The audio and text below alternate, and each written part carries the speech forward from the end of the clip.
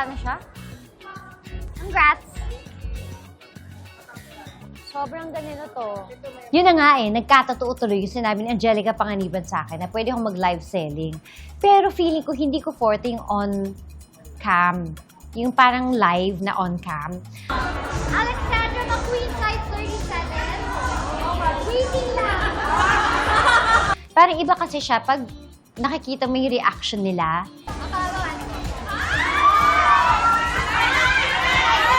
Tapos yung parang ako mismo, yung hindi kita binubudol kasi pag sinuot ko, ito yun pag hinalo mo yung 50 pesos na t-shirt sa ganitong 100 or sabi mo 30 pesos na clamp, kahit gulo-gulo, it's the way you wear it, it's the way you carry it, and then yung excitement nila, parang naka-steal deal sila, ang saya.